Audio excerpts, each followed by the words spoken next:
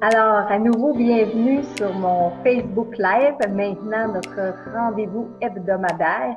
Donc, tous les mardis soirs à 20 heures, je suis présente avec vous pour regarder des thèmes, répondre à vos questions, essayer de voir plus clair dans tout ce qui est paranormal, dans tout ce qui est spirituel, dans tout ce qui est la médiumnité. Alors, je me présente, Marilyn Coulombe. Je suis médium, auteure, conférencière et animatrice. Donc, ce soir, le thème qu'on va aborder, c'est les rêves. Qui ne rêve pas? Qui ne se souvient pas d'un rêve? Qui cherche à interpréter ses rêves? Je pense qu'on est plusieurs dans cette situation-là. Alors, tranquillement, vous arrivez. Alors, je vais dire bonsoir à Guylaine, à Kathleen, Mélanie, Natacha. Allô, Natacha? France qui est là, Vitaline qui participe. On est plusieurs à participer à chaque mardi soir et je suis bien contente. Vous m'envoyez des beaux mots, des beaux commentaires en me disant que ça vous fait du bien, que ça vous aide. Alors, grâce à ces commentaires-là, je continue de faire mes Facebook Live. Alors, les rêves. J'en ai beaucoup à vous dire ce soir par rapport aux rêves. On va commencer dans un premier temps par dire tout le monde rêve sans exception. Par contre, c'est pas tout le monde qui se souvient de ses rêves. Donc, si vous êtes de ceux ou de celles qui disent « Ah, moi, je rêve pas, moi, je rêve pas », c'est tout simplement que vous vous rappelez pas de vos rêves, que vous vous souvenez pas de vos rêves. Parce que toutes les nuits, on rêve en moyenne de 5 à 6 fois. Des fois, il y en a même qui rêvent un peu plus souvent. On a des cycles de sommeil, on va les voir ensemble. Les rêves, à quoi ils vont nous servir? Parce que ça se peut que vous vous souvenez pas de vos rêves, parce qu'on n'a pas l'intérêt, on ne sait pas qu'est-ce que ça veut dire, les rêves. Est-ce que dans nos rêves, il y a des messages? Est-ce que c'est utile de se rappeler de nos rêves? Qu'est-ce qu'on peut faire à l'état de rêve? Donc, ce soir, on va passer à travers ces quelques questions-là. J'espère avoir le temps de toutes les faire. Et bien entendu, si vous avez des questions, je vous invite à venir les inscrire dans les commentaires. Par contre, essayez d'être concis parce que des fois, je vois le passer, j'ai rêvé, puis là, vous écrivez plein de détails. C'est bien parce qu'on dit une image vaut 1000 mots, donc on écrit plein de détails. Mais parfois, avoir trop de détails, ça nous mélange plus que d'autres choses. Il faut aller à l'essentiel. Donc, dans le rêve, qu'est-ce qui vous a interpellé? Vous pouvez poser une question de ce genre-là, mais très important, je ne fais pas l'interprétation des rêves ce soir, j'explique les rêves. C'est différent. Alors, qu'est-ce qui se passe le soir quand on va se coucher? Premièrement, je vous l'ai dit, toutes les nuits, on rêve, tout le monde rêve. Alors, quand on va se coucher, on s'en va, on s'étend dans notre lit, puis là, on commence à penser à notre journée, on pense à toutes sortes de choses. Puis à un moment donné, on tombe assoupi, on n'a plus connaissance, on n'a plus conscience d'être ici. Alors, en fait, on a notre corps physique, on a notre âme. Dans la journée, notre corps physique et notre âme fonctionnent, on est debout, on est réveillé, on est lucide. Quand on s'en va à l'état de sommeil, c'est un changement d'état de conscience qui se produit, qui se prépare et qui se produit. Et quand on parle de changement d'état de conscience, il y en a plusieurs dans la journée déjà. Tomber dans la lune, c'est un changement d'état de conscience. Être en relaxation, être en méditation, c'est des changements d'état de conscience. Donc, lorsqu'on va se coucher, on fait un changement d'état de conscience, on s'endort. Et qu'est-ce qui se passe au moment de s'endormir? C'est que notre corps physique, on est couché dans notre lit, notre corps physique se repose, notre conscience est part, le mental se ferme, et là, l'âme va sortir tranquillement du corps physique, puis elle va sortir, puis elle va aller voyager dans les autres dimensions. Donc, pour vous parler de ce phénomène-là, ou pour essayer de vous en rappeler, souvenez-vous la dernière fois où, sur le moment de vous endormir, vous avez eu l'impression de tomber. Tomber en bas de votre lit, tomber d'une marche, tomber d'un étage. À ce moment-là, qu'est-ce qui s'est produit? C'est que l'âme, au moment de sortir du corps physique, votre corps physique n'était pas complètement endormi. Donc, on était encore à demi-conscient. Et là, l'âme commence à sortir, mais le corps physique, la conscience, le mental, il dit non, ça se peut pas. Donc, l'âme, boum, elle rentre dans le corps physique rapidement. C'est ce qui fait qu'on saute dans notre lit, qu'on a un spasme, qu'on sursaute, qu'on a l'impression de tomber. En fait, c'est une sortie de corps que vous avez faite. OK? Maintenant, Il y a des gens qui vont dire, oui, mais est-ce que c'est ça un voyage astral? Toutes les nuits, tout le monde, on fait tous des voyages astrales. Mais qu'est-ce qui est la différence quand on va parler de voyage astral réellement? Ce sont des rêves lucides. Ça veut dire, ceux qui nous racontent avoir fait un voyage astral, c'est qu'ils se sont couchés, ils ont eu une relaxation, une méditation, ils ont contrôlé le moment où l'âme est sortie du corps, et là, ils se sont vus au-dessus de leur lit, ils sont allés dans le salon, ils sont allés dans la cuisine, ils sont allés chez une autre personne, et tout ça, ils ont contrôlé. C'est ce qu'on appelle le voyage astral, mais en fait, on appelle ça un rêve lucide. On a le contrôle de ce qui se passe dans notre rêve. Et il y en a, c'est dès la sortie du corps, dès la sortie de l'âme du corps physique, mais il y en a d'autres, c'est un peu plus tard dans la nuit, pendant un rêve, ils réalisent qu'ils sont en train de rêver et là, ils vont modifier leur rêve. Ils vont dire, ah oui, je me souviens, j'ai déjà fait ce rêve-là, puis ça se terminait comme ça, mais là, je veux pas que ça se finisse comme ça, je vais changer. Donc, s'apercevoir qu'on est en train de rêver et modifier notre rêve, ça aussi, ça s'appelle un rêve lucide où on prend le contrôle de notre âme, on reprend le contrôle de notre âme et à ce moment-là, on peut décider où on va dans notre rêve, quelle expérience on va faire. OK? Alors, au moment de s'endormir, l'âme va sortir du corps physique et elle va aller voyager dans ces autres dimensions-là. Et les autres dimensions, c'est les dimensions qui sont parallèles à notre plan terrestre. Et parfois même, l'âme peut aller très haut dans la lumière, donc à faire des rêves où est-ce qu'il y a juste la couleur autour de nous. Tiens, en passant, est-ce que vous rêvez en noir et blanc ou vous rêvez en couleur? Parce qu'il y a des gens qui dorment, puis lorsqu'ils dorment, ils vont rêver les images qu'ils vont ramener de leur rêve seulement en noir et blanc. Il y a d'autres personnes, c'est tout plein de couleurs. Alors l'âme, quand elle va s'élever, elle va aller voyager dans les plans des autres dimensions, mais elles vont se promener dans la lumière, dans des sphères et des dimensions qui sont très, très, très lumineuses. Mais aussi, il y en a qui descendent plus bas et qui vont se promener malheureusement dans les sphères beaucoup moins lumineuses, les sphères qui sont sombres, les sphères qui sont négatives, et là où on fait des mauvais rêves souvent, là où on fait des rêves qu'il y a des esprits qui nous courent après et tout ça, on va le voir un peu plus loin ce soir, mais il y en a qui, lorsque l'âme sort du corps physique, elle s'en va dans cette direction-là. Maintenant, les rêves, est-ce que c'est important? C'est très important. Dans un premier temps, c'est important pour le côté physique, le côté humain. C'est-à-dire qu'il y a des recherches qui ont été faites dans les laboratoires de sommeil en Californie, entre autres, et où est-ce que les gens étaient branchés sur des électrodes et on surveillait la courbe du sommeil et la courbe des rêves. Et quand venait le temps de rêver, ben, on réveillait ces individus-là. Et au bout d'un certain temps, on s'est rendu compte que ces gens-là étaient malades. Alors, c'est essentiel de pouvoir rêver la nuit. Et on pourrait même en mourir si on n'arrivait pas à faire des rêves pendant la nuit. Donc, ça, c'était en laboratoire, c'est scientifique, etc. Il y a des livres, d'ailleurs, très intéressants qui parlent du sommeil, des cycles du sommeil aussi. Parce que lorsqu'on s'en va se coucher, on a des cycles qui vont varier au début de nuit d'1 heure et demie, des cycles qui durent 1 heure et demie. C'est-à-dire, on s'en va se coucher et là, notre âme va sortir de notre corps, mais le physique, le corps physique, l'état de conscience, on tombe en sommeil profond et ça prend environ 1 heure et demie. Au bout d'1 heure et demie, on est revenu dans la phase de sommeil léger et c'est là qu'on va se rappeler de nos rêves. On rêve toute la nuit, mais la mémoire du rêve, ce sont les rêves qu'on fait rendus au sommeil léger. Ce sont ces rêves-là qu'on va se rappeler. Donc, 1 heure et demie, sommeil profond, 5 minutes, sommeil léger. On plonge en sommeil profond, 1 heure et demie environ, surtout si on a besoin de récupérer. On va revenir en sommeil léger. La temps va durer un petit peu plus longtemps, peut-être 7, 8, 10 minutes. Et plus on avance dans la nuit, moins on fait de phases profondes, plus on fait de phases de sommeil léger. C'est ce qui fait que lorsque vous vous réveillez le matin, bien, vous allez vous rappeler beaucoup plus des rêves faits proches du matin que les rêves faits en début de nuit. En sommeil léger aussi, c'est souvent à ce moment-là qu'on va se réveiller. Donc, regardez l'heure à laquelle vous allez vous coucher et regardez si vous avez l'impression d'être réveillé souvent dans la nuit. Prenez une note de l'heure et vous allez voir que ça correspond souvent à des cycles d'1 heure et demie de sommeil. Donc, ça, c'est les cycles de sommeil.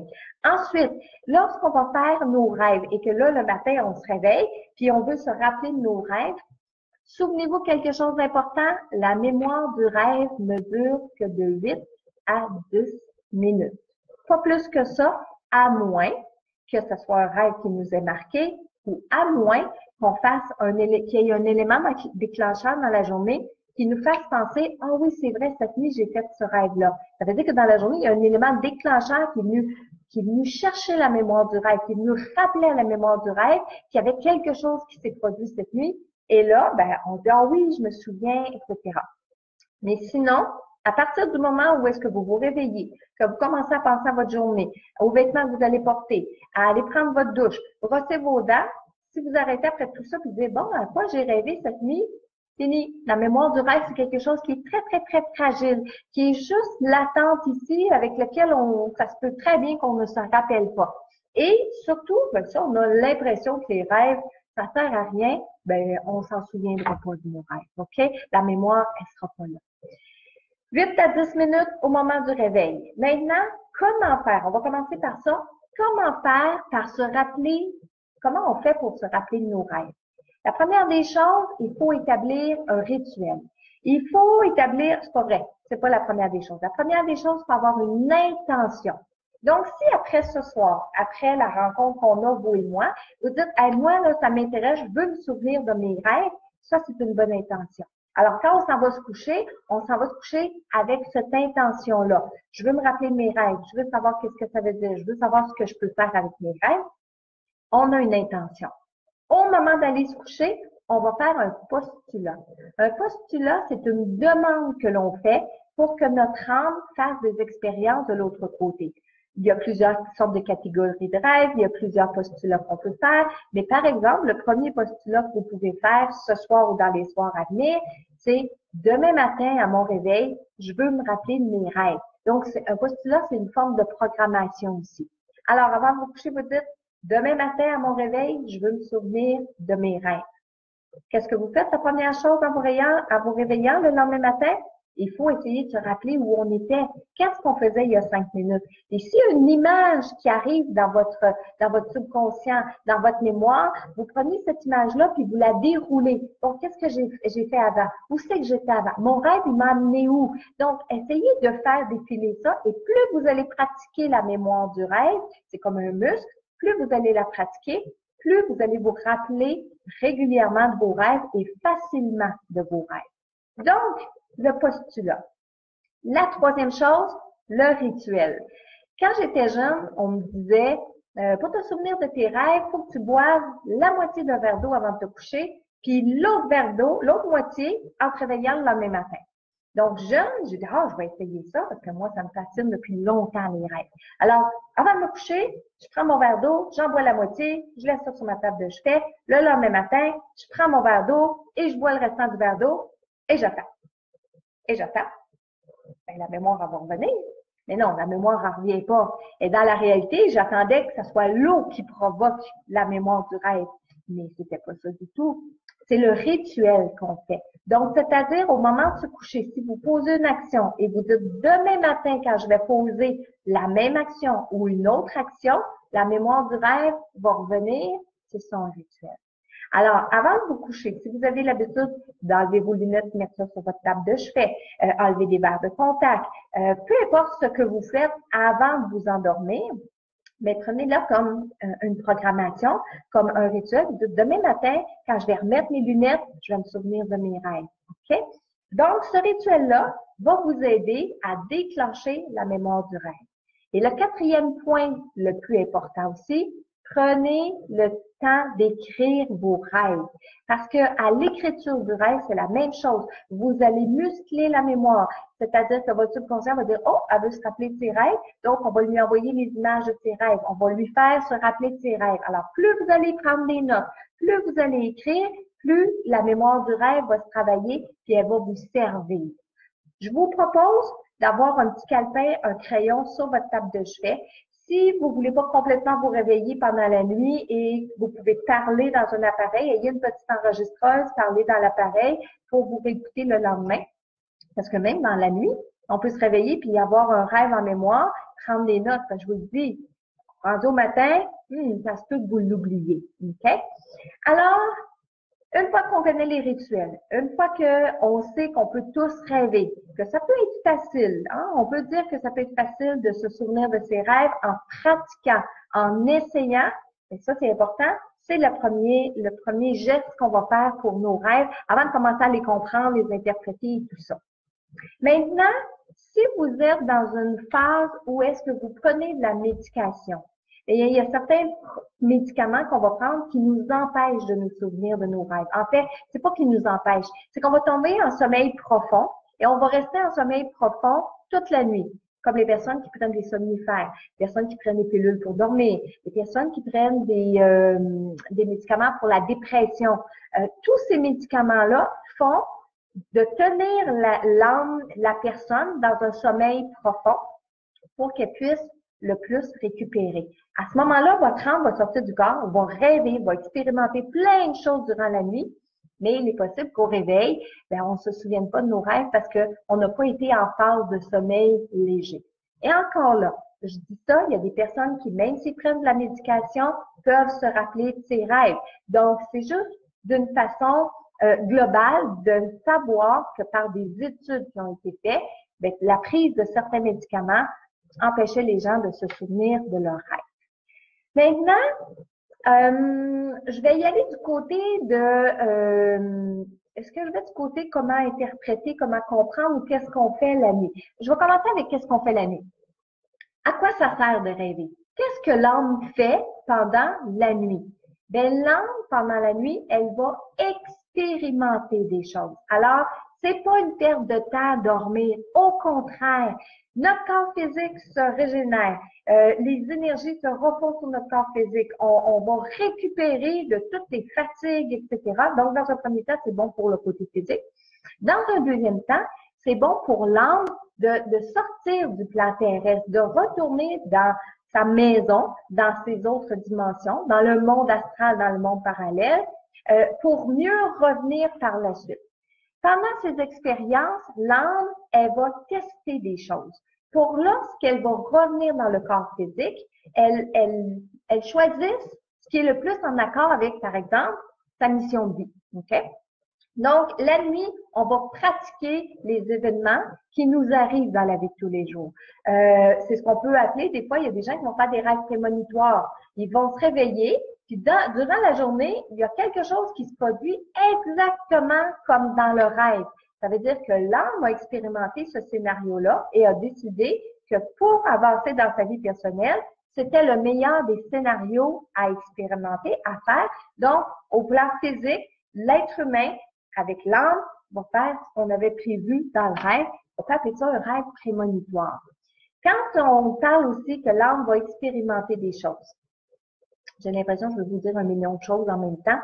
Par exemple, si vous êtes dans une session où vous prenez des cours de piano, ok, vous voulez apprendre le piano, vous prenez des cours de piano, sachez que durant la nuit, votre âme va pratiquer encore une fois le piano, ce qui fait que des fois, vous allez vous réveiller et dans la journée, vous allez vous mettre à jouer du piano et vous allez avoir l'impression que c'est plus facile que d'habitude ou que me semble que vous avez pris le tour. Et c'est parce qu'on expérimente la nuit. Donc, si vous êtes aux études, si vous êtes en formation, si vous prenez des cours de quelque chose, si vous êtes en train d'apprendre ou de pratiquer quelque chose, vous le faites aussi durant la nuit. Si vous pratiquez l'anglais, par exemple, écoutez quelque chose en anglais avant de vous endormir, demandez à rêver en anglais, puis vous allez rêver en anglais toute la nuit, puis vous allez vous réveiller le matin, peut-être pas bilingue tout de suite, mais au moins, vous allez avoir plus de facilité.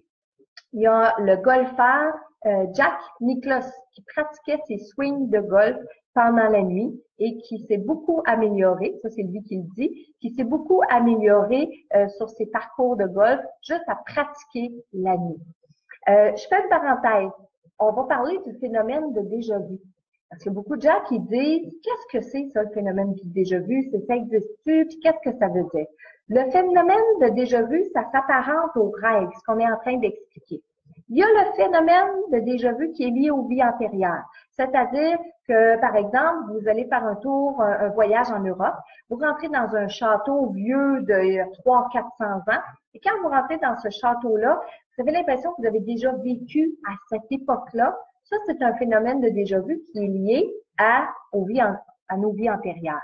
Maintenant, si vous êtes assis dans le salon chez vous, vous recevez de la visite, votre belle-sœur, votre beau-frère, votre mère, votre père, tout le monde est là. Et à un moment donné, votre belle-sœur dit quelque chose, puis vous dites, ah, j'ai déjà vu ça, ce qu'elle dit là. Puis moi, je vais répondre ça, et elle va répondre ça. Ça, c'est le phénomène de déjà-vu. Et qu'est-ce que c'est ça? Ça veut dire que la nuit d'avant, ou 2-3 nuits avant, votre âme est sortie de son corps, est allée expérimenter la soirée que vous êtes en train de vivre. Et là, l'âme, ce qu'elle a essayé comme expérience, elle a dit, qu'est-ce qui va être le mieux pour moi? Que je passe la soirée en famille avec mon frère, ma belle-sœur, etc. Ou est-ce que je serais pas mieux d'aller magasiner, par exemple? Donc, à notre réveil, on se rappelle pas de ça. À notre réveil, notre âme dit, non, tu vas être mieux avec ta famille, tu vas mieux avancer, tu as des choses à vivre, tu as des choses à comprendre. Quand on est assis dans le salon et qu'on revoit ça, c'est un genre de rêve prémonitoire qu'on appelle phénomène du déjà-vu. Maintenant, dans nos rêves, je vous ai dit qu'on peut expérimenter toutes sortes de choses. Si vous avez envie de régler des conflits avec des gens avec qui vous travaillez, avec des membres de votre famille, si vous avez l'impression que votre conjoint vous écoute pas, si vous avez l'impression que vos enfants vous écoutent pas, avant de vous coucher, le postulat que vous allez faire un postulat clair et précis. Cette nuit, je rencontre mon mari et je lui explique quelque chose. Cette nuit, je parle à mon enfant, je lui explique mon malaise, mes émotions, ce que je voudrais, ce qu'il veut pas m'écouter dans la vie de tous les jours. Donc, on peut faire ce postulat et garantir que durant la nuit, votre âme et l'âme de votre mari ou l'âme de votre enfant ou l'âme de votre collègue vont se rejoindre sur un plan et c'est beaucoup plus facile de se parler dans un plan parallèle, bien souvent, que sur le plan terrestre quand on est vis-à-vis la personne. Alors, les rêves peuvent servir à ça, entre autres. Les rêves peuvent nous aider aussi au point de vue de nos émotions. Alors, si dans la journée, vous retenez vos émotions, bien, dans la nuit, l'âme, elle va les sortir, les émotions. C'est ce qui fait que des fois, on a des rêves là avec des choses assez troublantes, et ça, c'est les émotions qui vont sortir. On appelle ça des rêves compensateurs, OK? Il y a aussi une autre catégorie de rêves que je veux vous parler aussi, qui n'a pas besoin d'interprétation. Okay? Par exemple, vous êtes en train de faire un rêve où est-ce que vous vous trouvez en Alaska, vous marchez sur des glaciers et vous êtes nus et là vous avez froid, mais vous avez froid, mais vous avez froid. Vous vous réveillez, vous vous apercevez que la fenêtre est restée ouverte, qu'il fait moins 10 dans la chambre, puis que vos couvertes sont toutes au pied du lit. C'est un rêve de réaction. Ou un autre rêve de réaction qu'on voit souvent, vous faites des rêves où est-ce que vous courez les toilettes tout le temps. Vous avez l'impression d'aller aux toilettes. Là, un autre bout de rêve, vous allez encore aux toilettes, puis vous avez comme l'impression de ne pas être soulagé. Réveillez-vous, c'est parce que c'est votre corps qui dit à votre âme, qui envoie des signaux à votre âme de revenir sur le plancher des vaches pour aller au petit coin. Il existe plusieurs sortes de catégories de rêves. Je vais garder la catégorie des défunts pour après. Maintenant, comment comprendre nos rêves? Comment interpréter nos rêves? La plupart d'entre vous, quand vous avez un rêve à interpréter, vous faites quoi? Hein? La plupart d'entre vous, là, la première chose que vous faites quand vous voulez interpréter un rêve, la plupart d'entre vous, soit vous allez ouvrir un dictionnaire de rêves, soit vous allez venir écrire à Marie-Laine sur son Facebook, OK? En espérant qu'elle ait 2 minutes pour vous répondre. Mais la plupart des gens vont ouvrir un livre de rêves et vont aller dans la définition. J'ai envie de dire choses à ne pas faire. Et là, ça se peut qu'il y a des gens parmi vous qui avez déjà écrit un dictionnaire des rêves. J'ai rien contre les dictionnaires des rêves. Ça peut être des bonnes pistes. Mais là où ce qui est important pour vous de comprendre que parfois, à 80%, vous n'allez pas trouver la réponse dans le dictionnaire des rêves ou dans les livres de définition de rêve, c'est parce que chaque symbole, chaque situation est unique avec vous. Vos rêves, là, c'est le reflet de ce qui se passe dans une journée pour vous. Donc, si vous avez eu une journée tranquille, où il s'est passé presque rien, pas d'émotion, pas de nouvelles de personnes, vraiment tranquille, vous allez avoir des rêves tranquilles parce que les rêves sont le reflet de ce qu'on vit dans une journée. Mais par contre, si vous avez eu une ou des journées tourmentées, des émotions tourmentées, de l'anxiété, de la nervosité, une nouvelle maison, vous avez appris que votre fille est enceinte, peu importe, OK? Ben là, ça se peut que les rêves, ça bouge plus. Parce qu'encore une fois, je vous dis, c'est le reflet. Et chaque rêve est unique à vous. Et là, je vais faire mon exemple que je fais depuis toujours. Supposons qu'on fait un rêve, vous puis moi, on fait le même rêve, OK? C'est-à-dire que vous faites un rêve, je fais un rêve, on fait un rêve.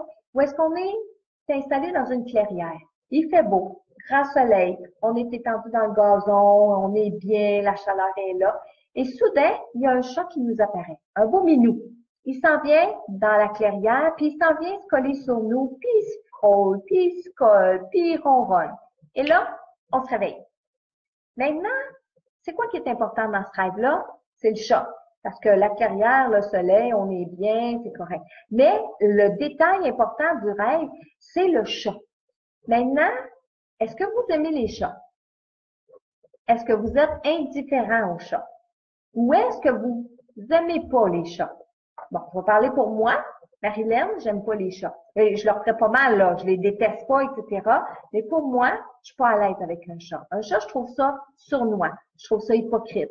Je trouve ça, tu sais, un chat, tu sais jamais quand est-ce qu'il va sauter sur toi. Oui, des fois, c'est pour s'amuser, mais des fois, il va griffer, il va mordre, puis il me prend par surprise. Moi, j'aime pas les chats par rapport à ça. Et complètement à l'opposé, il y a des gens qui ont peut-être 5, 6 chats chez eux, puis leurs chats, c'est comme leur bébé. Ils les aiment. Alors, si on prend le rêve, où est-ce qu'on est dans la clairière?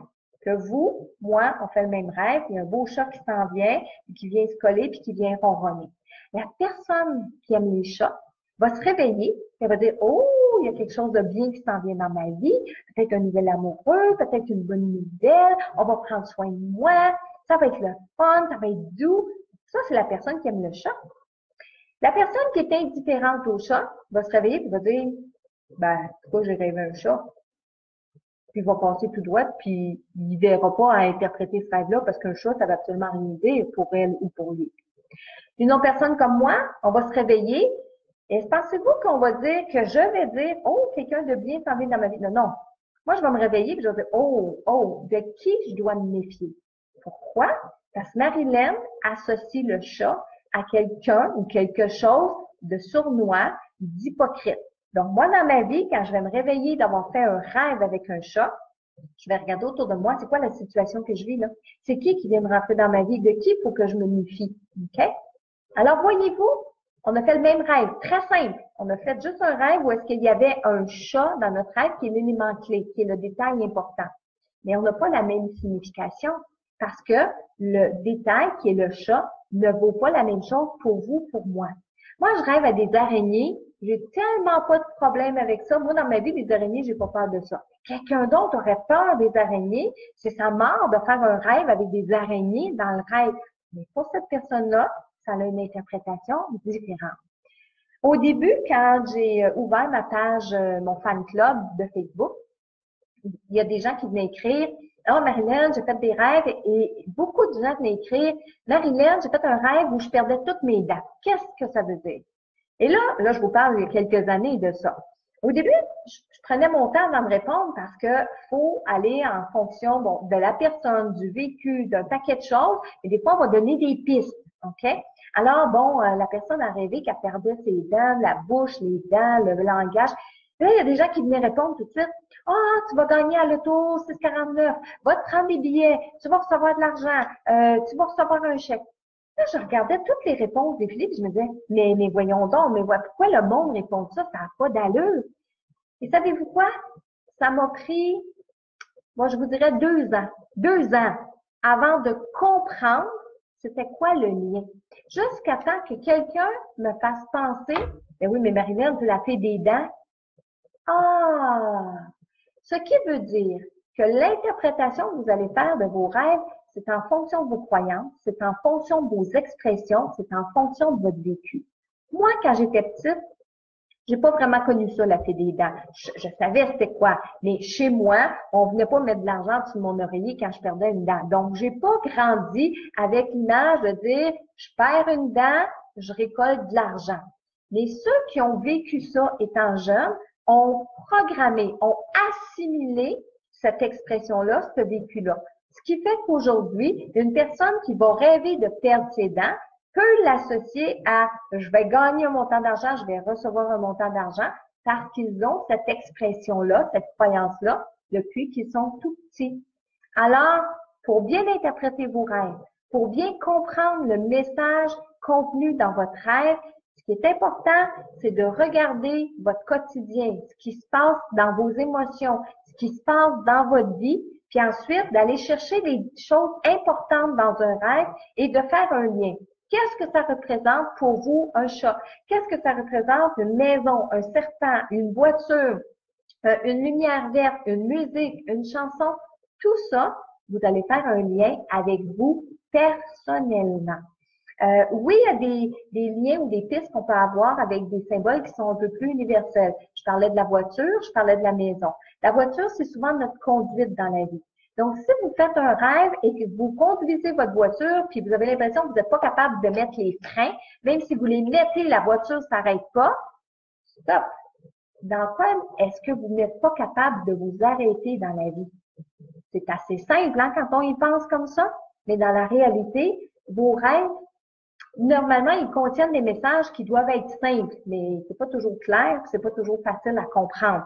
Notre subconscient, il a tendance à nous mettre un paquet d'images, toutes différentes, pour qu'on travaille plus fort, pour bien comprendre nos rêves. OK? Le dernier petit point que je veux toucher avant de commencer à répondre à vos questions, je me le gardais pour après, c'est de faire des rêves avec nos personnes décédées. Alors, premièrement, je vous ai dit tantôt que nos rêves nous permettaient de vivre des expériences, de faire des expériences, d'expérimenter pendant qu'on dort. Alors, un des exercices que vous pouvez faire, c'est d'expérimenter la rencontre avec une personne décédée. Quand votre âme sort de votre corps physique puis s'en va se promener dans les dimensions parallèles, elles sont où, vos personnes décédées? Dans les dimensions parallèles. Alors, quand votre âme va sortir du corps physique, elle va aller se promener dans les domaines, pas dans les domaines, mais dans les dimensions parallèles. Et là, vous risquez de rencontrer les personnes décédées, votre grand-père, votre père, votre mère. Donc, dépendant où on s'en va dans la dimension, dépendant où est rendue l'âme du défunt, on peut se rencontrer durant la nuit. Donc, postulat à faire, avant de vous coucher ce soir, vous pouvez dire à la personne décédée que vous voulez rencontrer, cette nuit, si c'est possible pour toi, si tu as assez d'énergie, si tu es dans la lumière, j'aimerais qu'on se rencontre, j'aimerais qu'on se parle et j'aimerais me rappeler de mes rêves quand je vais me réveiller demain matin. À ce moment-là, je peux vous garantir que vous allez rencontrer la personne décédée si elle est dans la lumière. Par contre, ce que je peux pas vous garantir, c'est que vous allez vous rappeler de votre rêve.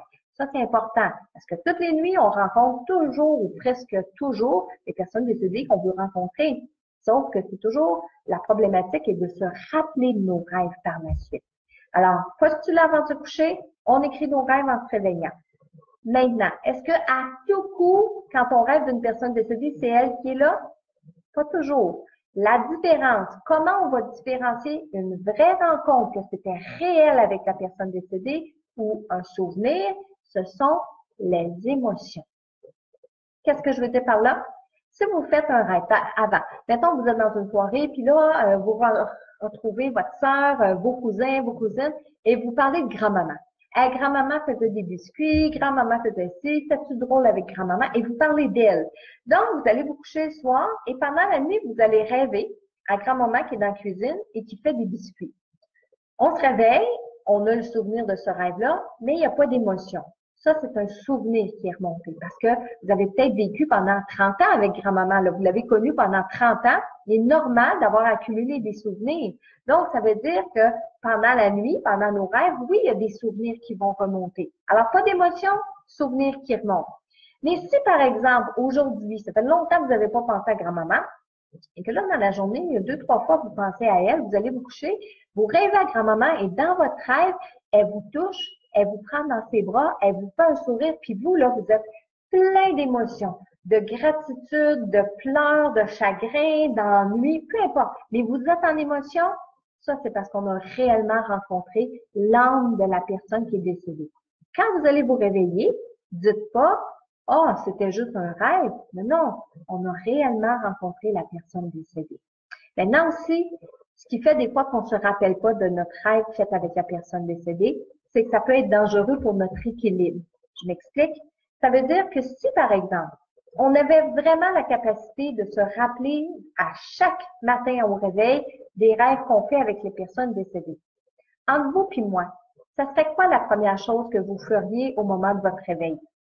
On prendrait les couvertes, on les remettrait par-dessus notre tête, puis on voudrait retourner dans notre rêve.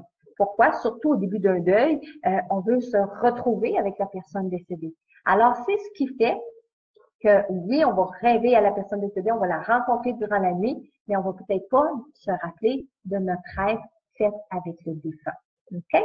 Alors, pour les gens qui ont l'impression d'avoir réellement rencontré quelqu'un pendant l'état de rêve, pendant l'état de sommeil, je vous confirme presque à 100% que oui, ça peut être la vraie rencontre avec la personne décédée. Sinon, ça peut être un souvenir ou une image, une interprétation de comprendre ce qui se passe à l'intérieur de vous. Par exemple, si vous faites un rêve avec une personne décédée et que dans le rêve, vous rêvez que la personne, on vous annonce son décès. Puis, durant le rêve, on vous annonce son décès. Puis, 2-3 fois, on vous annonce son décès. Ça peut vouloir dire que vous n'avez pas réalisé le décès de la personne encore. Vous n'avez pas accepté le décès de la personne encore. Ça, c'est une possibilité. Quand on rêve à une personne décédée qui est mal en point, il faut le regarder des deux côtés. Soit que la personne décédée n'a pas réalisé qu'elle est décédée, elle a de la misère à avancer. Soit c'est vous qui n'avez pas fini de faire le deuil, qui n'acceptez pas, ou qui n'avez pas fini de réaliser le décès de cette personne-là. OK? Alors, c'est important, encore une fois, chaque rêve est unique. On peut pas aller avec nos propres expériences, dire à la personne qui nous raconte son rêve, c'est ça, c'est ça, c'est ça que ça veut dire. Non, pas du tout. Vous allez remarquer souvent quand je réponds à vos questions liées au rêve, je veux dire, c'est une piste. Parce que je connais pas votre vie. Je sais pas, moi, si durant la journée, vous avez vécu un stress énorme qui fait que la nuit suivante, vous allez faire un rêve avec plein d'émotions. Par exemple, un rêve de quelqu'un qui vous court après, qui veut vous tuer, qui veut vous assassiner.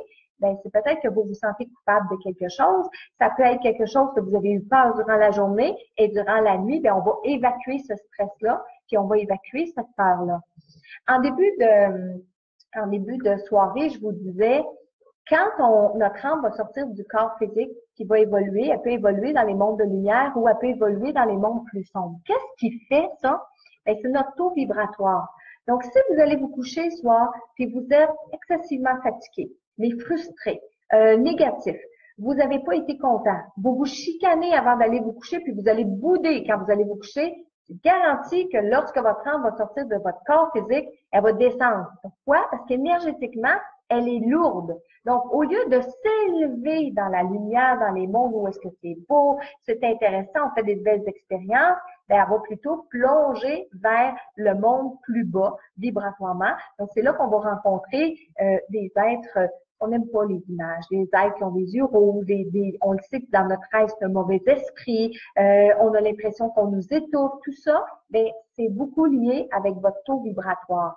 C'est pour ça que c'est important, au moment d'aller vous coucher, de vous entourer de lumière, de faire une prière à votre ange gardien, aussi de vous entourer d'un dôme de lumière dans votre chambre, autour de votre lit. Ce qu'on peut faire, c'est, oui, on parle à notre ange gardien, on lui dit, aide-moi, amène-moi à rêver cette nuit, mais amène-moi à rêver dans des mondes plus élevés.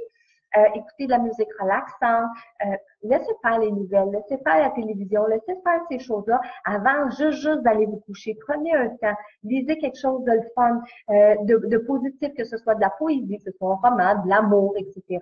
Mais faites des choses comme pour vous alléger le mental, l'esprit et les énergies. À ce moment-là, lorsque votre âme va sortir de son corps physique, de votre corps physique, elle va pouvoir aller vibrer dans des dimensions plus élevées.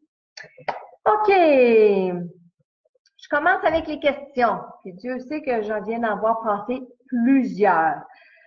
Michel, comme toujours, va m'aider ce soir si jamais il y a des questions qui passent tout droit et que moi, je les vois pas passer. on va essayer de s'arrêter à ces questions-là. J'ai Mélanie qui me dit, je rêve à la même chose que vous très souvent.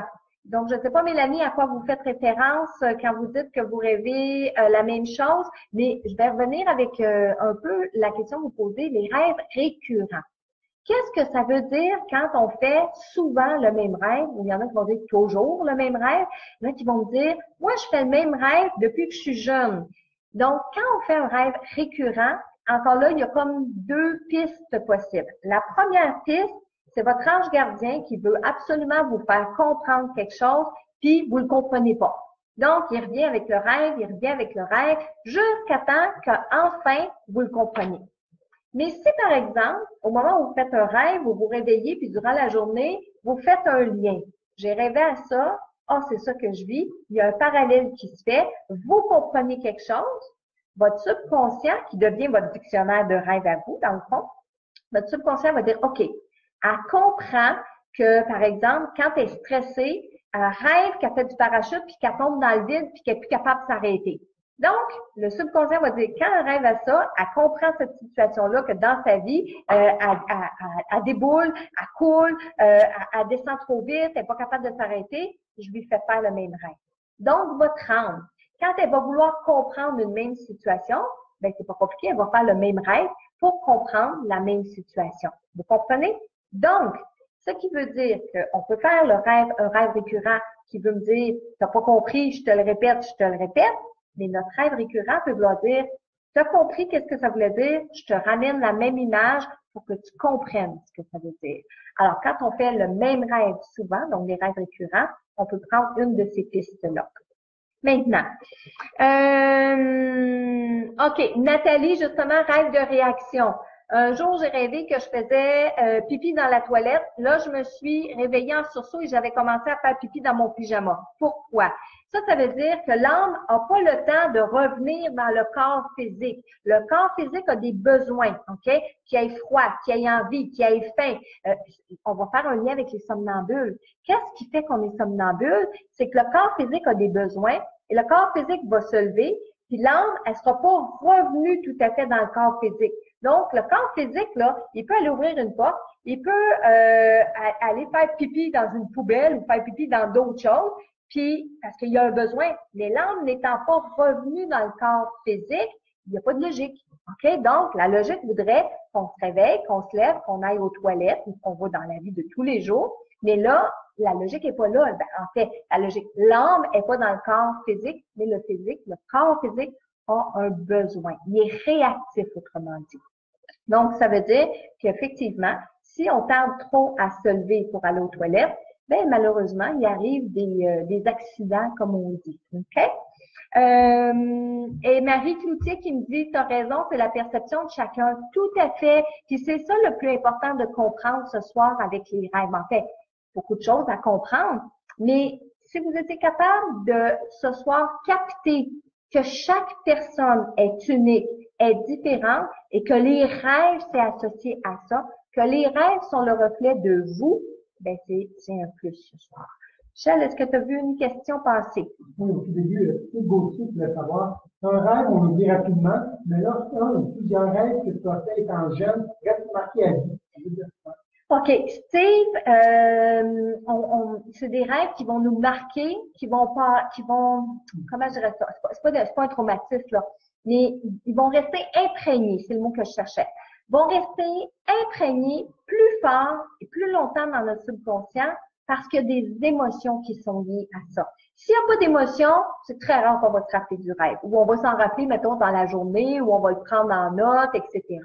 Mais pour qu'un rêve nous marque, c'est parce qu'il y a eu des émotions. Et s'il y a eu des émotions, l'âme a vécu comme si c'était vrai.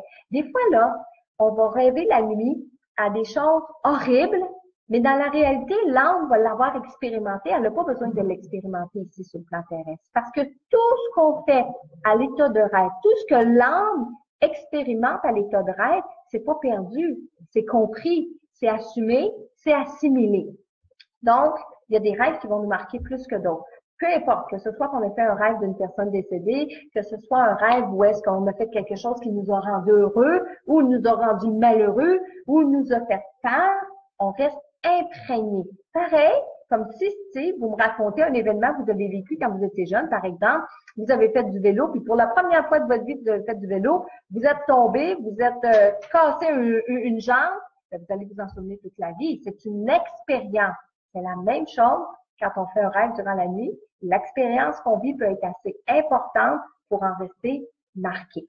Est-ce qu'il y a une interprétation? Il peut y avoir une interprétation à ce moment-là. Mais si ce rêve-là ne revient pas dans votre vie maintenant, ben c'était bon de l'interpréter au moment où c'est arrivé et non pas nécessairement aujourd'hui. S'il se répète aujourd'hui, ben c'est l'interprétation que j'ai dit tantôt, on prend les deux pistes. Soit c'est un rêve qui revient pour vous dire tu comprends pas, tu revis le même pattern, tu revis la même chose, ou bien non, on prend la piste de dire bon ben j'ai compris la dernière fois et là il veut me dire la même chose. C'est en plein sens. OK? Michel, est-ce qu'on en a un autre? Oui, je veux savoir, lors d'une sieste de 30 minutes, est-ce qu'un rêve peut sortir de notre corps? Oui, et ça là, c'est merveilleux les siestes. On devrait faire ça tout le temps. Parce que quand on fait, Michel, il lève la main, il est pour ça, lui, les siestes tout le temps. Quand on fait une sieste, on n'a pas besoin de rentrer dans un sommeil profond pour récupérer. Et ça, là, même les scientifiques, même les médecins, tout le monde le dit, hein, quand on s'arrête un 15-20 minutes de sieste, on est reparti pour la journée, puis on a récupéré au maximum. Mais dans la réalité, c'est qu'on n'est pas allé en sommeil profond parce que on est comme sur le qui-vive. On le sait qu'on est en sieste, on n'est pas dans notre lit, on sait qu'on va pas partir pour des heures de sommeil, on va juste se fermer les yeux, 5-10 minutes, puis on part. Mais mon Dieu qu'on est bien dans cet état de conscience-là. C'est-à-dire que notre âme va sortir du corps physique, mais comme on est en sommeil léger, comme si des fois, on avait comme l'impression qu'on entendait un peu ce qui se passait, mais qu'on perdait les dégoûts. OK? Alors ça veut dire qu'on est en sommeil léger. Et quand on fait des siestes, c'est là où est-ce qu'on ramène le plus de rêves possible, parce qu'on est en sommeil léger. Ça fait pas longtemps qu'on est couché, puis on va se réveiller dans pas long. La mémoire du rêve, elle est très présente. Mais encore, faut-il pratiquer la mémoire du rêve, par exemple. OK? Michel, est-ce qu'on avait autre chose? Oui, moi, je voulais savoir la paralysie du sommeil. Ah oui, très important. Ben oui, la paralysie du sommeil, il faut en parler. Qu'est-ce que c'est la paralysie du sommeil? Bon, regardez bien mon image, je reprends. Je suis visuelle, puis je suis gestuelle. Donc, notre corps physique, notre âme. Au moment de s'endormir, notre âme va sortir de notre corps physique, puis va aller expérimenter des choses, elle se promène dans les plans parallèles, dans les autres dimensions. Mais quand on se réveille, qu'est-ce qui se produit? C'est que l'âme, elle revient dans le corps physique, puis elle rentre à sa place dans le corps physique, on se réveille, puis on fait notre journée. Dans le cas d'une paralysie du sommeil, c'est que le corps physique va se réveiller avant que notre âme ait eu le temps d'intégrer notre corps physique. Donc, c'est-à-dire que, par exemple, là, mon corps physique, il commence à se réveiller, là, mon âme, elle veut rentrer, mais le corps physique se réveille avant. Donc, le corps physique, il panique parce que le corps physique, il n'est pas capable de bouger, il n'est pas capable de crier. En fait, il est paralysé, mais en réalité, il est paralysé parce qu'il manque une partie qui est son âme. OK? Alors ça veut dire que l'âme, elle essaie de rentrer, puis le corps, il panique.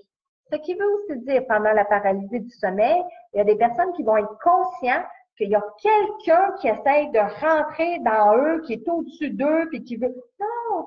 C'est votre âme. C'est votre âme qui cherche à entrer dans sa place, dans son corps physique. Donc, quand vous avez l'impression d'être en paralysie de sommeil, c'est-à-dire que vous essayez de bouger, paniquez pas.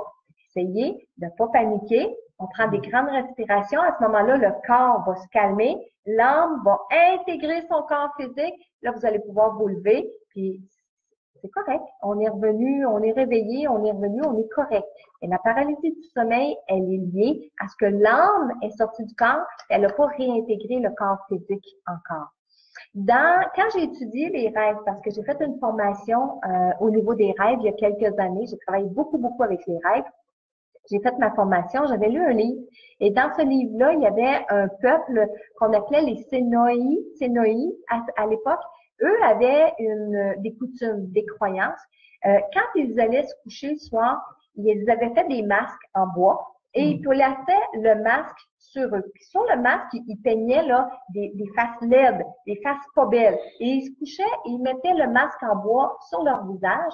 Comme ça, il disait, quand mon âme va sortir de mon corps, il n'y a pas personne qui va vouloir rentrer. C'est-à-dire, il n'y a pas une autre âme qui va posséder mon corps physique parce que ce masque-là va faire peur aux esprits, aux démons. Okay? Donc ça, là, c'est vraiment là, ça a existé, c'est une coutume, ils ont vécu comme ça. En fait, des fois, il y a des gens qui ont peur de dormir parce qu'ils ont peur de plus revenir. Ils ont peur de mourir pendant leur sommeil. Ils ont peut-être vécu quelque chose, un traumatisme par rapport à ça. Mais inquiétez-vous pas, quand vous êtes parti en sommeil, quand votre âme va sortir de votre corps physique et va rêver, il n'y a personne qui peut rentrer dans votre corps physique parce que vous savez ce qu'on appelle le cordon d'argent qui relie l'âme au corps physique. L'âme, elle retrouve toujours son chemin. Donc, il n'y a personne qui peut rentrer dans votre corps physique, qui peut prendre votre place. C'est toujours votre âme qui revient dans le corps physique. OK? Michel. Il y a une magie aussi de savoir qu'est-ce que tu penses de capteurs de rêve. Les capteurs de rêve. J'ai justement Chantal qui m'a écrit, je pense, la semaine dernière pour me demander l'origine des capteurs de rêve, qu'est-ce que ça voulait dire et qu'est-ce qu'on peut faire avec ça. Un capteur de rêve, à l'origine, bon, premièrement, ils ont été fabriqués, c'est les autochtones qui ont fabriqué ce capteur de rêve-là. Et encore là, ce sont des croyances, ce sont des coutumes. Dans le capteur de rêve, on va le placer dans notre fenêtre de chambre à coucher. Bon, je sais que j'ai lu dernièrement, là, il fallait le placer à l'est, sud-ouest, quelque chose comme ça. Mais en fait, on place le capteur de rêve dans notre fenêtre.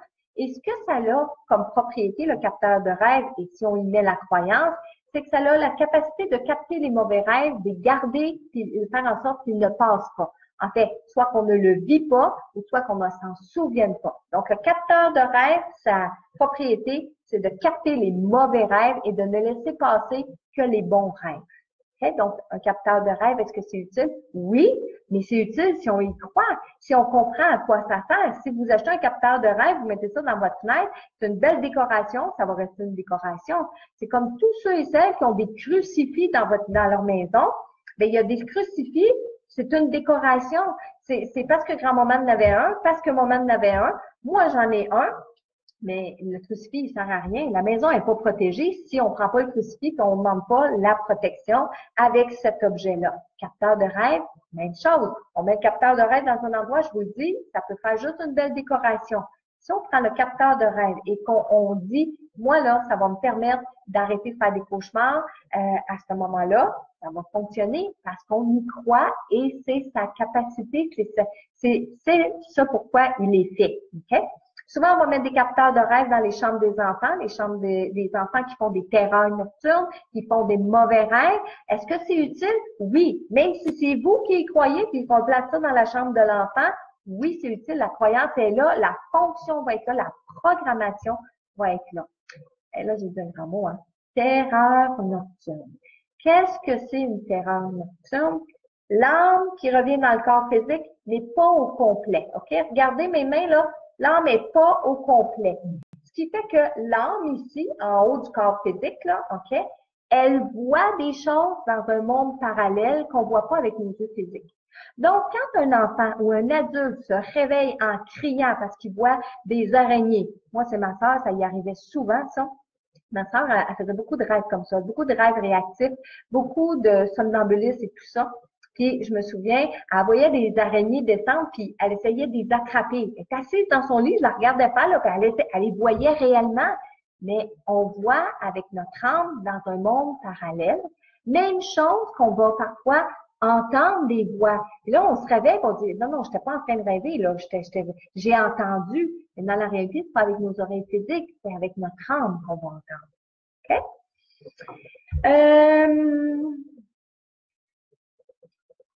Audrey, tu me reviens, Michel, après. Audrey Anne Dufour qui demande, est-ce qu'un esprit du bas astral peut modifier ou interrompre un rêve, transformer un rêve agréable en cauchemar? Oui, Audrey.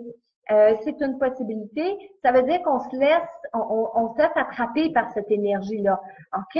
Ce qui veut dire, encore là, on va vibrer juste un peu plus élevé pour pas aller dans le bas astral. Mais on n'est pas encore assez fort pour rester en haut. Donc, dès que le mauvais esprit, il rentre en contact avec nous, il nous ramène vers le bas. Donc, on dit bas astral, mais des énergies plus basses. Alors, oui, c'est une possibilité, Audrey, que pendant qu'on fait un beau rêve, on soit ramené dans une autre dimension. Quand on fait ce rêve-là, bon, si on se réveille, on s'entoure de lumière, puis on dit fermement, moi, je veux faire des beaux rêves, je veux pas m'en aller de ce côté-là. Des fois, juste de le dire, ça suffit. Michel. Oui, il y a Jeff qui veut savoir. Moi, j'ai 3 fois le même rêve, c'était dans une autre époque, une vieille époque, c'était un drame, et c'est possible que j'aurais un souvenir d'une époque ou d'une autre vie. C'est Jeff, ça? Oui, Jeff. Oui, Jeff. On fait la nuit. Ça sert aussi à retourner dans nos vies antérieures. D'ailleurs, ça peut être un postulat que vous faites avant de vous coucher. Hein. Exemple, cette nuit, j'aimerais ça retourner dans une vie antérieure pour comprendre une situation ou par curiosité. Alors, Jeff, oui, c'est une possibilité que votre âme revive quelque chose qui n'est pas réglé d'une ancienne vie. Alors, au lieu de vous le faire vivre dans la vie de tous les jours parce qu'on n'est pas à la même époque, pendant votre sommeil, vous allez retourner parce que vous savez, le temps n'existe pas de l'autre côté. Okay? Alors, votre âme va retourner à cette époque-là et peut vivre une situation. Maintenant, à votre réveil, Jeff, prenez des notes. Qu'est-ce qui vous a interpellé dans votre rêve? Est-ce que ce sont les détails? Est-ce que ce sont les sensations? Maintenant, à quoi vous l'associez dans votre vie de tous les jours? Est-ce que dans ce rêve-là, vous avez l'impression de manquer de quelque chose, de perdre quelqu'un, de perdre quelque chose? Si oui, OK, on se ramène dans notre vie aujourd'hui. Qu'est-ce que vous avez peur de perdre? Qui avez-vous peur de perdre? Donc, on fait des parallèles comme ça. Mais effectivement, durant la nuit, on peut faire des rêves qui vont nous amener, notre âme va voyager à travers les époques. Okay? Ensuite, qu'est-ce qu'on a? Je sais que tu en as sûrement parlé, mais des fois, il y a du monde qui arrive un petit peu tard. Il y a Mélanie Boulanger qui veut savoir l'impression du déjà vu pour l'étude. Oui, Mélanie, si tu as la chance de réécouter le Facebook de ce soir, j'en ai parlé. Le phénomène du déjà-vu, oui, ça provient d'une expérience que l'âme fait durant la nuit. Et quand l'âme expérimente la nuit une situation et que cette situation-là se reproduit dans le plan terrestre, c'est ce qu'on appelle un phénomène de déjà-vu. Puis il y a comme une mémoire. Quand on se souvient, la personne a dit telle affaire, puis oh oui, j'ai déjà vu ça. Alors à ce moment-là, c'est la mémoire. Mais il y a comme un élément déclencheur par rapport à cette situation-là. Tantôt, j'expliquais aussi par un postulat avant de vous coucher, de demander de rencontrer une personne décédée. Mais la dernière fois, dans une autre vidéo, on a parlé de rencontrer votre ange gardien qui vient de vous dire c'est quoi votre mission de vie. À toutes les nuits, quand vous vous endormez, vous faites un retour vers votre ange gardien. Et là, votre ange gardien, il va vous dire, t'es à bonne place, t'es pas à bonne place. Hey, j'essaie de te faire comprendre quelque chose. Des fois, ça va être très clair ce qu'il va vous dire. Puis il y a des fois, ben, il vous met plein de symboles, puis il vous met plein de choses difficiles à comprendre, mais parce que vous avez un travail à faire. Il y a Annie qui veut savoir, peut-on faire un rêve d'âme à âme avec émotion, avec une personne toujours vivante, pas seulement avec une entité décédée?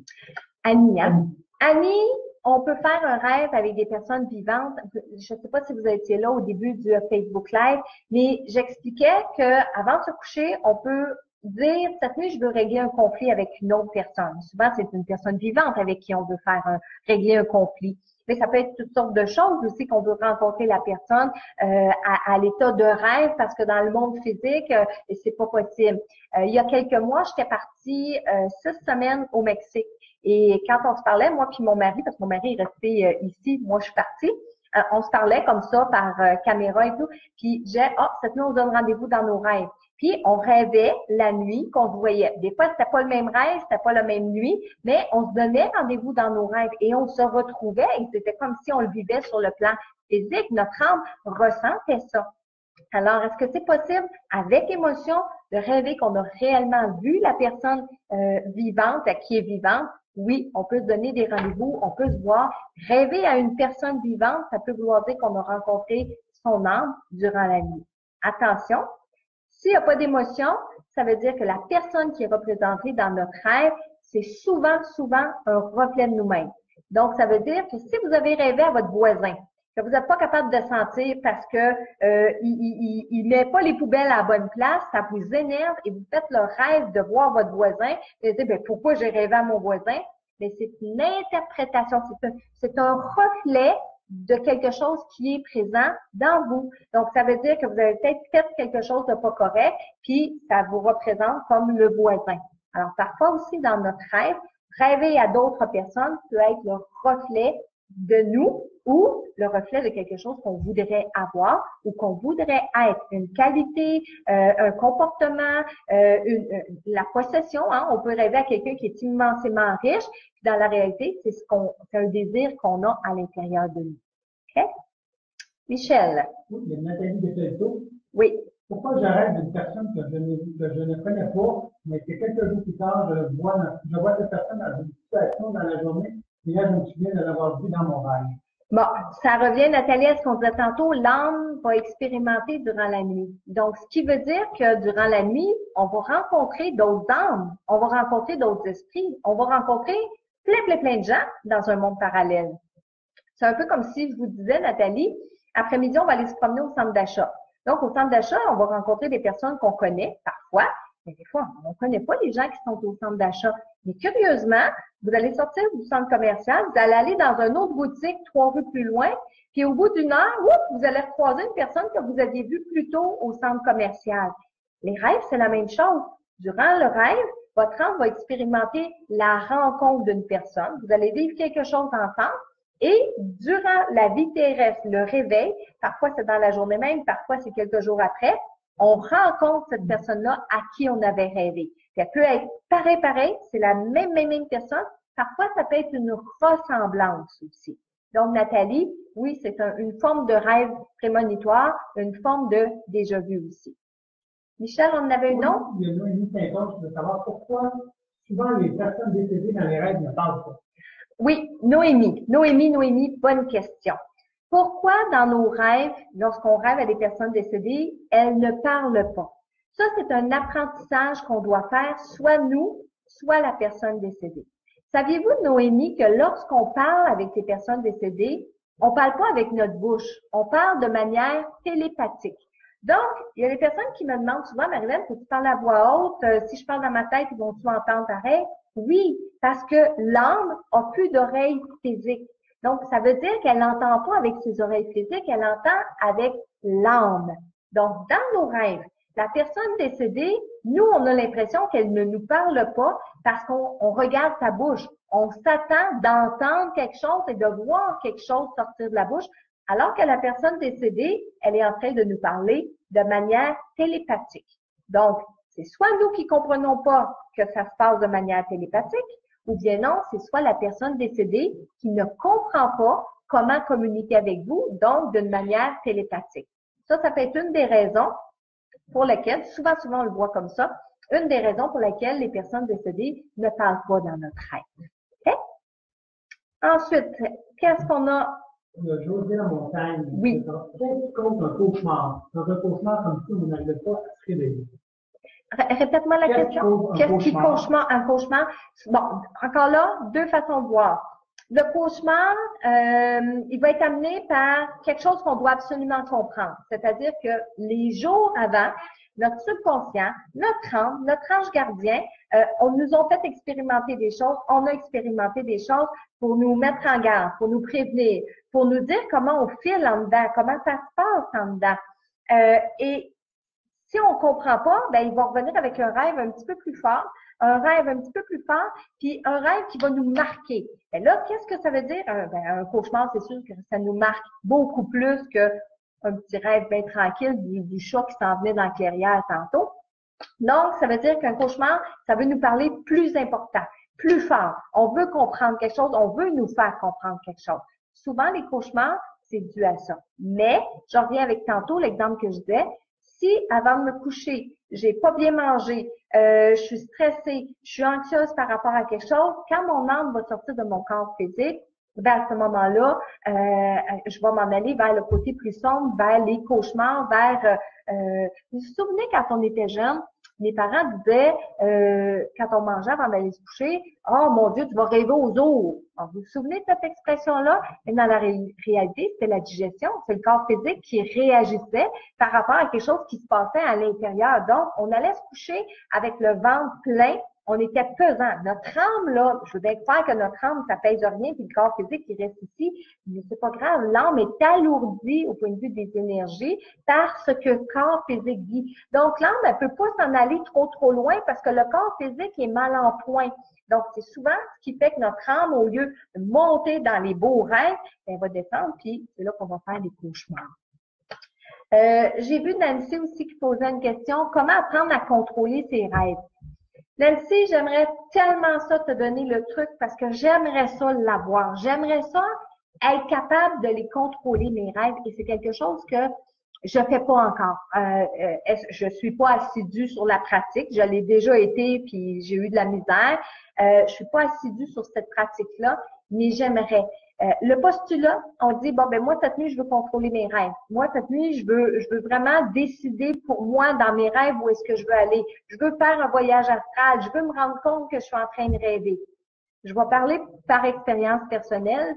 Les fois où j'ai voulu pratiquer ça, c'est comme si c'était mon mental qui embarquait et je dormais très mal. Je pouvais me réveiller 10 fois dans la nuit parce que c'est comme si j'étais sur le qui-vive. Bon, je vais-tu contrôler mon rêve? Bon, je vais-tu contrôler mon rêve?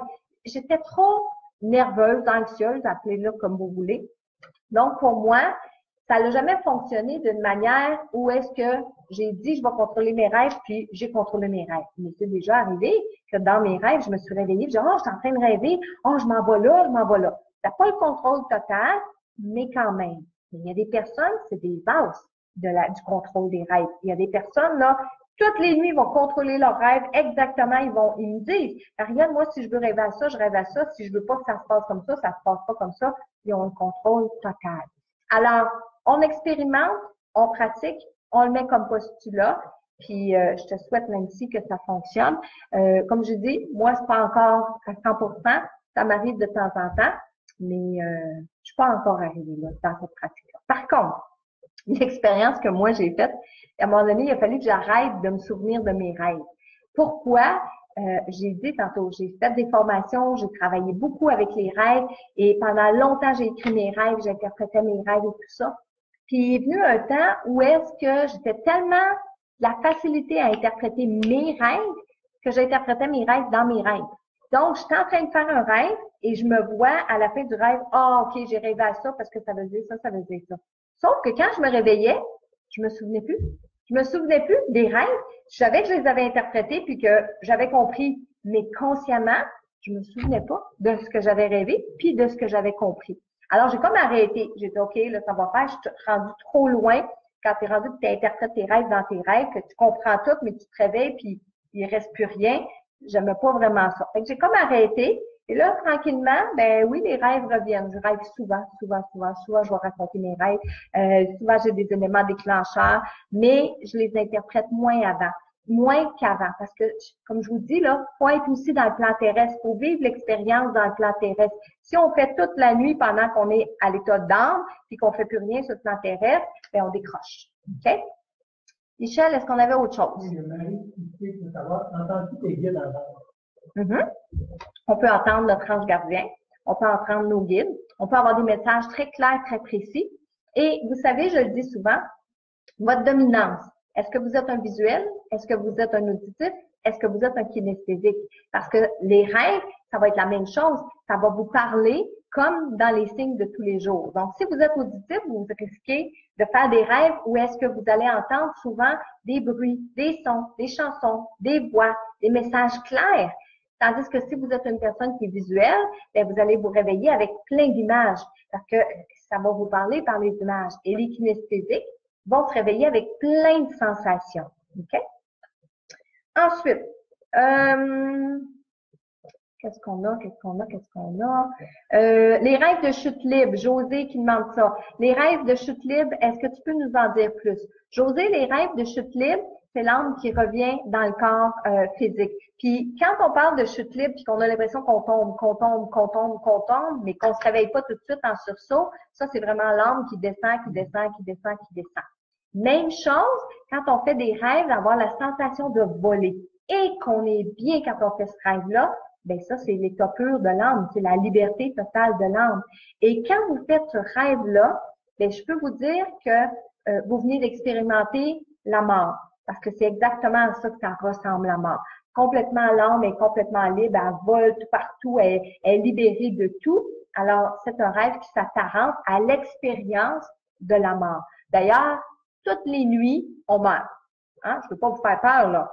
Mais toutes les nuits, on meurt. Pourquoi? C'est exactement le même phénomène qui va se produire quand on va partir du plan terrestre. Notre âme va quitter le corps physique, tout simplement que le cordon d'argent va se couper et il y aura plus, l'âme ne reviendra plus dans le corps physique. C'est tout simplement ça quand on parle du phénomène de la mort, l'état de conscience. Donc, à toutes les nuits, on meurt parce que notre âme va sortir de notre corps, mais on ressuscite à toutes les fois qu'on se réveille. Même chose quand on est dans le coma. L'âme est sortie du corps humain, puis va rester proche du corps humain. Des fois, elle va aller se promener dans d'autres dimensions, mais elle ne reviendra pas dans le corps physique parce qu'il y a quelque chose qui l'empêche de rentrer dans le corps physique. Donc, coma, anesthésie, quand on dort la nuit et la mort, c'est toutes des similitudes. OK? Bon, mais Lorraine, je viens de répondre à votre question. On va aller dans les airs. Qu'est-ce que ça veut dire? Liberté. Besoin de liberté aussi. OK. Il y en a tellement. Vous m'avez écrit tellement de choses. J'ai toujours des détails précis, des adresses, des noms de rues, des noms de personnes que je connais pas. Ça, c'est Mumu Marquis qui m'écrit. Est-ce que je reviens dans les vies antérieures? Que signifient ces rêves? Ben, en fait, si vous avez des détails précis, des adresses, deux choses. Soit vous avez déjà vécu à cette époque-là, mais si c'est des adresses d'aujourd'hui, des noms de rues d'aujourd'hui, c'est tout simplement que votre âme est allée expérimenter dans une autre ville, dans un autre quartier. C'est un peu comme, par exemple, si je dis, je rentre dans une maison, je m'en vais chez vous en soirée privilège, vous m'accueillez dans votre maison, je rentre dans la maison, puis je regarde un peu partout, puis je dis, ah, je suis déjà venue ici. Mais la maison, elle a été bâtie en 2008. Ben, c'est pas un phénomène de vie antérieure. Mon âme, c'est pas un rappel d'une vie antérieure. C'est que la nuit, quelques nuits auparavant, je suis allée dans cette maison-là, j'ai expérimenté la soirée qui va se dérouler. Mon âme l'a déjà expérimenté et j'ai un phénomène de, c'est pas tout à fait le déjà vu, mais c'est un phénomène de, il me semble que j'ai déjà vu ça. Un phénomène qu'on a l'impression qu'on a déjà été là. Alors, comme je vous dis, parfois, oui, des détails très précis, des noms, des adresses, etc., ça peut faire un lien avec quelque chose que vous avez expérimenté. Je fais une petite parenthèse. Il y a des gens qui se sont déjà réveillés avec les numéros de loterie, puis qui sont allés les valider et qui ont gagné. OK? Ça existe. Ça peut arriver d'une prémonition, un prémonitoire. Mais je peux vous dire que ces gens-là étaient dus pour gagner aussi. Mais sinon, si vous rêvez à des numéros de loterie, essayez une combinaison. Si on gagne pas, ça veut dire que vous êtes sur le point d'être heureux dans quelque chose. Ça veut dire que vous allez avoir une bonne nouvelle. Si vous associez loterie à quelque chose de positif, ça peut être l'abondance, ça peut être tout d'un coup 3 emplois qui vont vous être offerts. Alors, ça peut équivaloir de gagner à la 649, par exemple. Mais si vous avez eu une mauvaise expérience avec les loteries, vos parents étant jeunes ont gagné un montant d'argent, puis ça a fait de la chicane, il y en a même une personne qui en est décédée, ben vous, là, rêver à de la loterie, ça n'aura vraiment pas la même signification. Donc, encore une fois, on fait attention aux expériences de vécu qu'on a par rapport à notre vie de tous les jours. OK. Bon, qu'est-ce qu'on a d'autre? Ah, Christine, j'en ai une bonne. Attends une minute, je ne veux pas la perdre. Épingler le commentaire, je vais voir si ça fonctionne. Bon, je suis pas capable. Qui demande, personne vivante, les émotions sont très présentes dans la journée, la personne a vécu le même rêve que moi.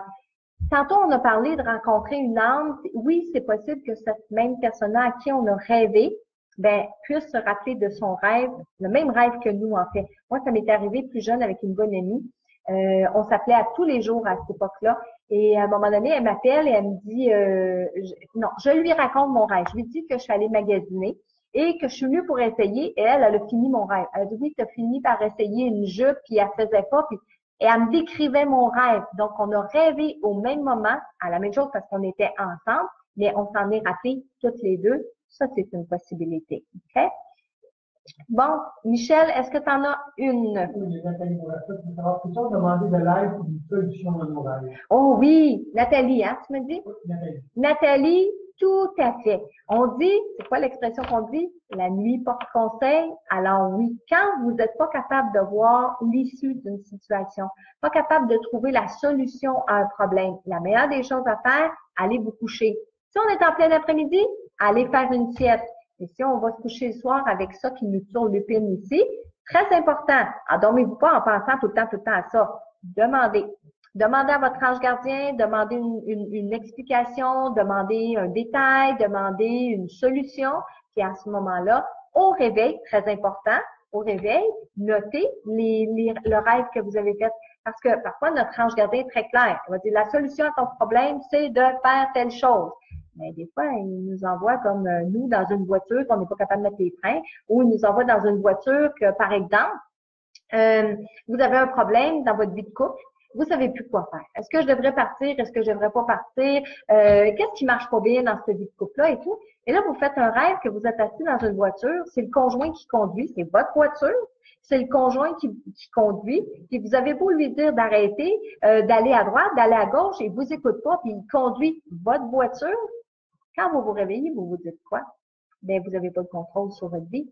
Ça veut dire que c'est cette personne-là qui vous contrôle. Alors, le problème dans la vie de couple, c'est peut-être ça. Vous n'avez pas votre place. Il faut vous affirmer, pour reprendre le contrôle de votre vie. Alors, la réponse n'est pas de vous séparer ou de rester puis d'attendre. La réponse, elle est de reprendre le contrôle de votre vie. Là, je le donne sous forme d'exemple. Mais regardez dans votre vie ce que vous avez besoin de comprendre.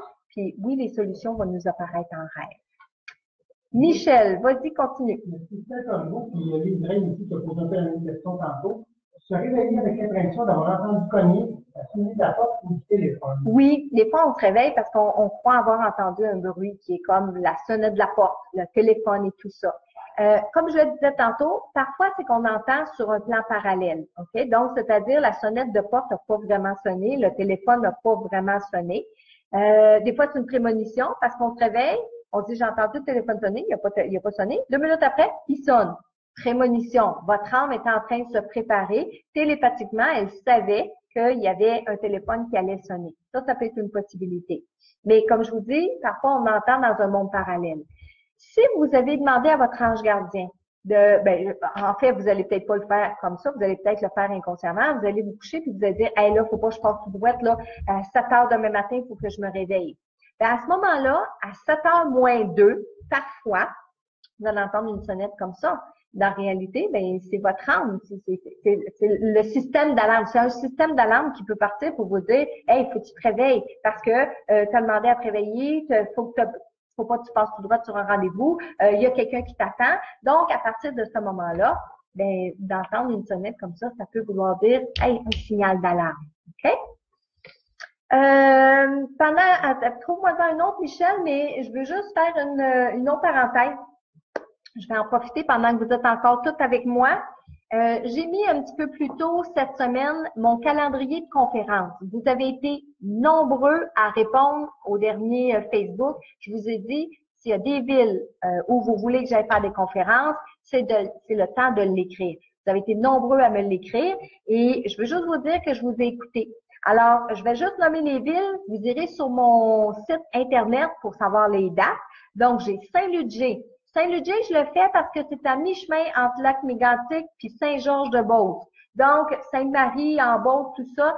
Cette année, je fais Saint-Ludger qui est entre vos deux villes. OK?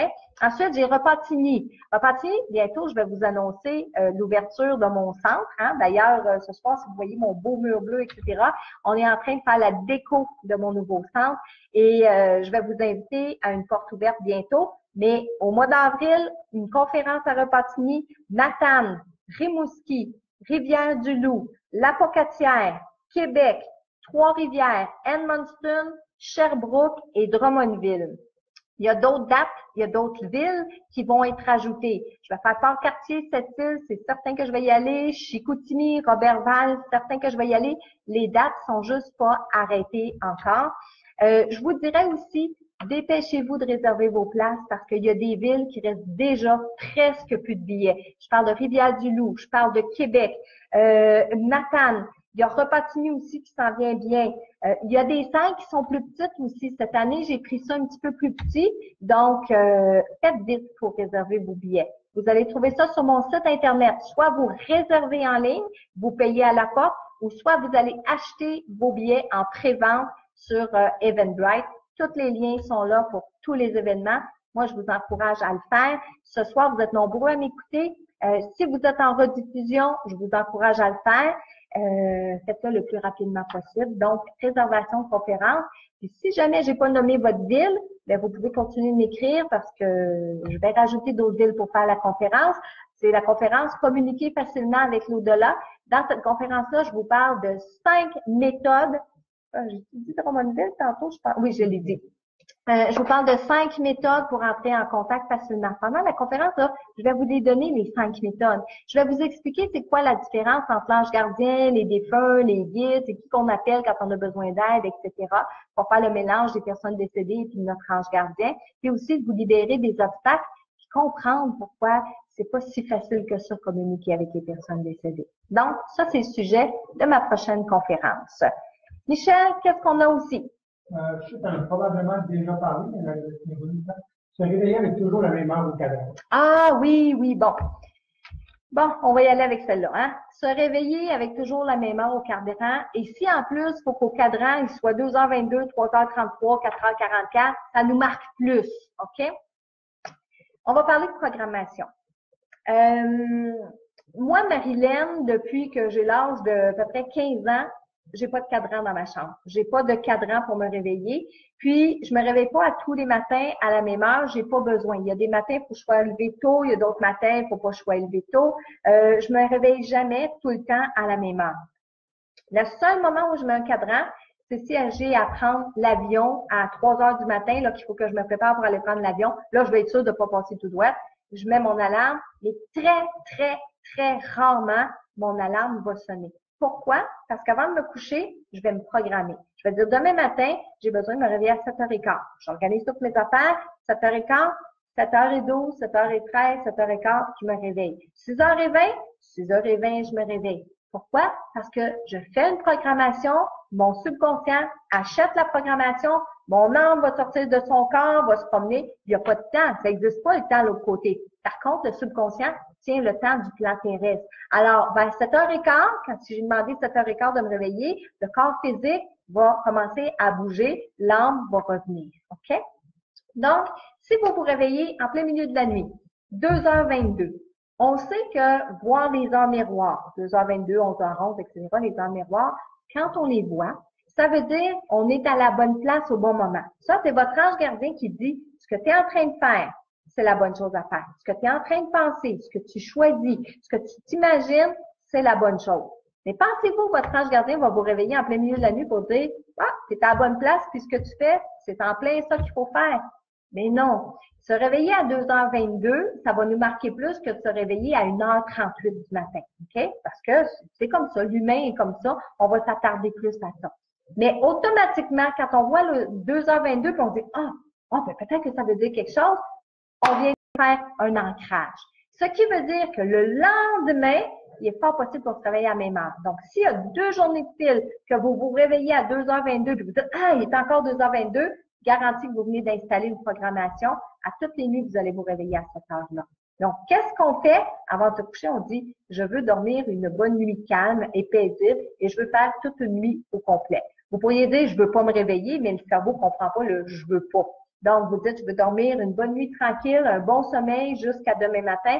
On défait la programmation. Vous pourriez dire, je veux me réveiller à 6h30. 7h, 8h, peu importe, nommez une heure, mais reprogrammer. Parce que se réveiller toujours à la même heure, vous vous souvenez, en début, je parlais des cycles de sommeil. On a des cycles qui durent 1h30, on s'en va en phase de sommeil profond, on remonte. Bien, quand on coupe le sommeil profond ou quand on coupe le sommeil léger, c'est là qu'on fait un ancrage et on prend l'habitude de se réveiller à cette même heure-là. OK? OK. Il y en a qui ont beaucoup de questions, hein? Lynn, tu dis, je rêve souvent à mon père qui est décédé et ses yeux sont souvent vitreux. Maintenant, là, c'est plus précis comme question, c'est plus précis comme détail. Qu'est-ce que ça peut vouloir dire? Première chose, Lynn, Toi, dans la vie de tous les jours, qu'est-ce que ça veut te dire à toi des yeux vitreux?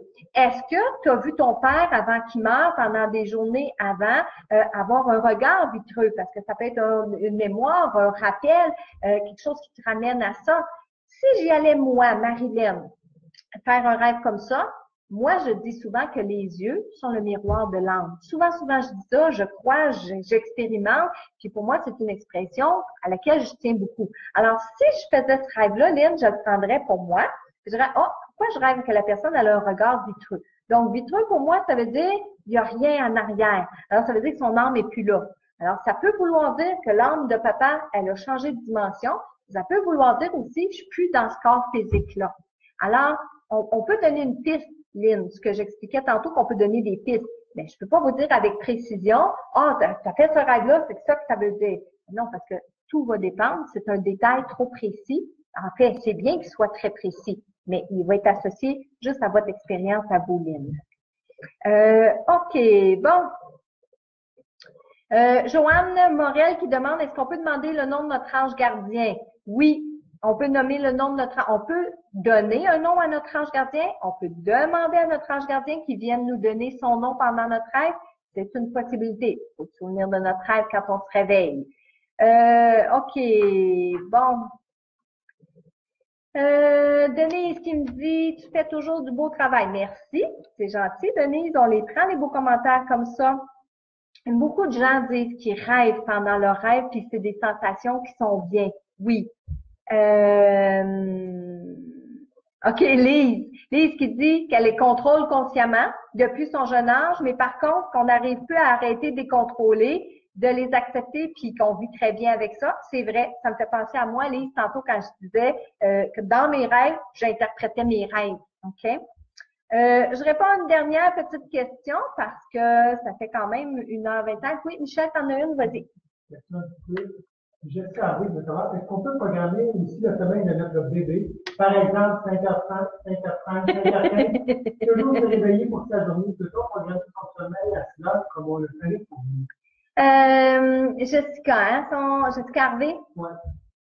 Jessica, j'aimerais ça dire oui. J'aimerais ça dire on va programmer le sommeil des autres autour de nous. Ça peut être le bébé, si on comprend pourquoi. Ça peut être le conjoint, ça peut être les enfants plus grands, etc. On peut pas contrôler l'âme des autres, par exemple. On peut pas contrôler le sommeil d'une autre personne. Alors, ça serait difficile de vous dire, oui, dites à votre bébé, là, demain matin, réveille-toi à 6h du matin. Essayez-le, dites-le, parlez à son âme, demandez-le. Mais je serais surprise que votre bébé y écoute puis qu'il se réveille à 6h le matin. On peut malheureusement pas influencer. Mais on peut dire, par exemple, avant de se coucher, bébé, cette nuit, je vais te bercer, puis je vais te prendre dans mes bras, puis je vais te rassurer. Tu n'auras pas besoin de te réveiller. Dites-le dans vos mots, OK? Mais on ne peut pas interférer dans le sommeil des autres personnes, par exemple.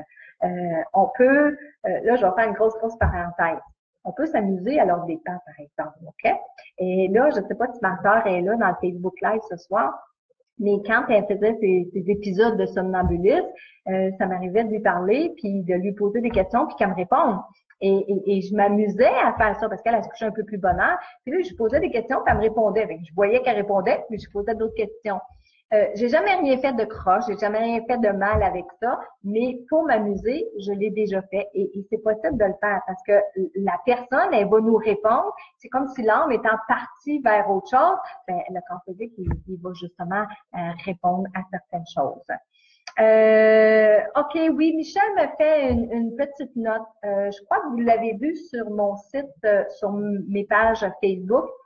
Si vous recevez un téléphone vous disant que vous avez droit à une consultation gratuite, une séance gratuite avec moi, Marilyn Coulombe, et qu'on vous demande d'appeler le numéro 1-900, j'ai pas le chiffre sous la main, là, mais de toute façon, c'est 1-900.